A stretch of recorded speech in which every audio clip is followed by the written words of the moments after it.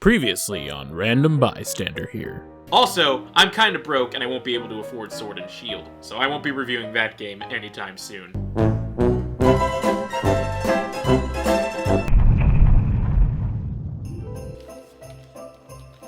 Oh, hello there. I'm Random Bystander here, and I just want to wish everyone a very happy holidays as we... What? Wait, it's January?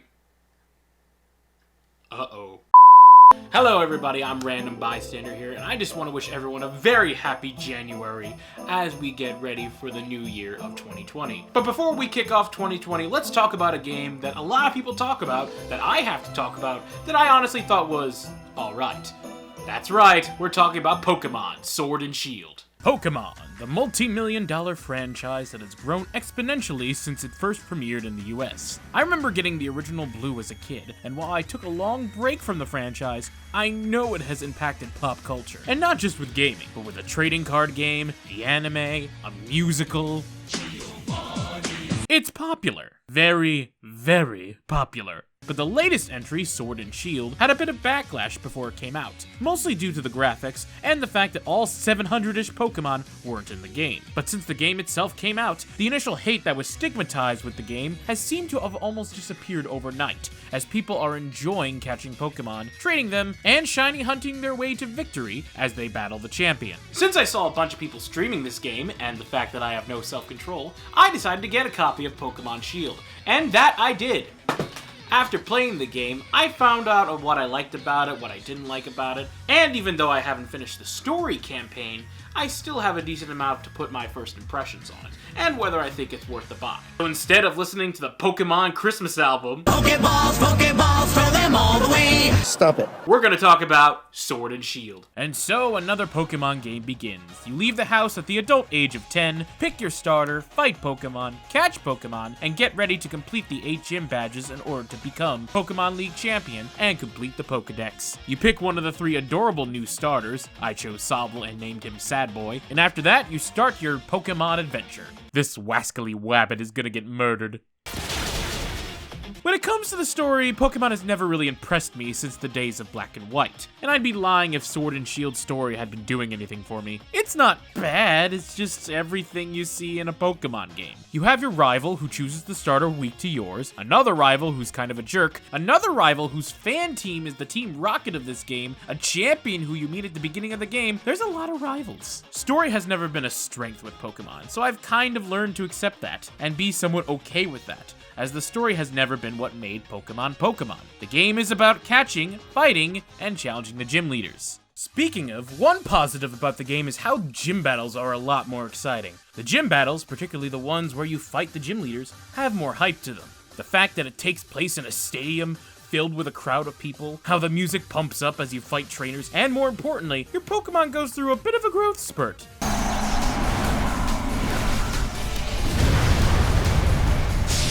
Extra thick! These types of Pokemon are called Dynamax Pokemon, and are basically really big Pokemon that can do enormous attacks with flashy animations and do lots of damage. These really make Pokemon battles for the gyms a lot more interesting, as not only their attacks are a lot stronger, but sometimes the Pokemon will even look different as well. Sure, most of the time there will be a Godzilla-like version of themselves, but other times they will change in appearance, almost like the Mega Evolutions in X and Y. Gengar is probably the creepiest though. Gigamax Pokemon don't only appear in gym battles, but we'll talk about that later.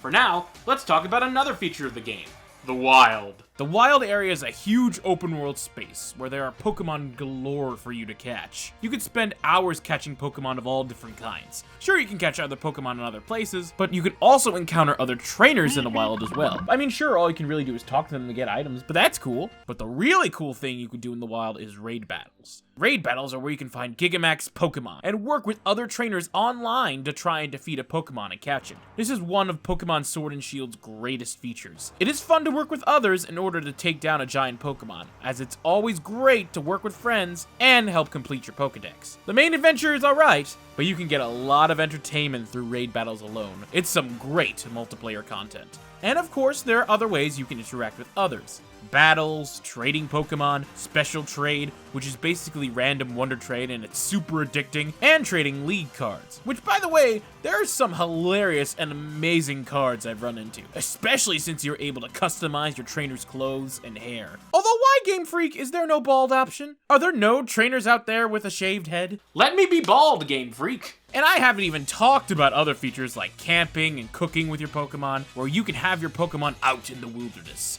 taming the wild and, hanging out in a tent. The Pokemon are so cute! You can play with them and talk to them, but the real fun is cooking. You get to unleash your inner chef as you use the Switch controller to fan the flames and mix the pot. And it's not only a cute thing you can do with Pokemon, but these campsites also increase your happiness and experience for each Pokemon, which makes camping more than worth it. There's a lot to do with Pokemon other than the main story, and if I'm being honest, that's kind of both a blessing and a curse about the game. On one hand, there's tons of content in this game outside of the main adventure. I talked about these modes, the things you can do. I haven't even touched on the post-game content, which I haven't gotten to yet, but I hear is really good. But just the act of trying to catch all the Pokemon in your Pokedex can be rewarding. Not to mention, shiny hunting is a huge challenge in itself. And you bet your bottom dollar, but that once I catch every Pokemon in the Pokedex and get that shiny charm, I will do more shiny hunting on stream. Which you can follow on Twitch in that little description below. But on the other hand, it's just still Pokemon, same old, same old. This is my personal opinion, but I think stories in RPGs can really make a great game even better. And the story in Pokemon has never gotten me hooked like other games have. With Pokemon, I don't want to beat the game because I want to know what happens to the characters. I beat the game because I want to get a shiny. I just wish I had more incentives to care about these characters. The designs of them are decent and fun, but the story seems more like an obstacle, something I have to get through in order to get to the good stuff. And yes, the graphics aren't the best that they should be, and the models are still from previous gens, yada yada yada. I don't really care about the graphics, but that doesn't mean they aren't subpar. They kinda are. And honestly, I expect more from Pokemon, but at the same time, I don't. It's kind of this weird limbo of Pokemon. Everything is just typical. Typical Pokemon. Just typical. And yes, you cannot catch every single Pokemon in the game, but I'd be lying if I said I was mad about that. There's 400 Pokemon in this game. 400! 400 is already kind of pushing it. Any more, and getting that shiny charm would be a huge chore. That's my biggest pet peeve about Pokemon and the adventure. But if I'm being honest, I can see why a lot of people don't really care about the story and still enjoy what makes Pokemon Pokemon. And if I'm being honest, other than the story, the game's still pretty alright. In the end, Pokemon is still Pokemon. It's still a very fun game series that you can get hooked on. Whether you're trying to catch them all, or as many as Game Freak allows, doing raid battles, trading with friends and strangers, and living in the world of Pokemon. While I do think the franchise can improve, I still think that the game is worth getting, especially if you're a Pokemon fan. The franchise is fun, there's a lot of cool new Pokemon, and it's fun to collect all the Pokemon in the Pokedex. While I am nowhere near a Pokemaniac, I do feel that it is a good recommendation for Switch owners this holiday season. Whether you go with the sword or go with the shield, this Pokemon title is one that fans of the series should give a try. Now, if you excuse me, I only have a few moments left of the year to catch some shinies. Shiny Gengar will be mine!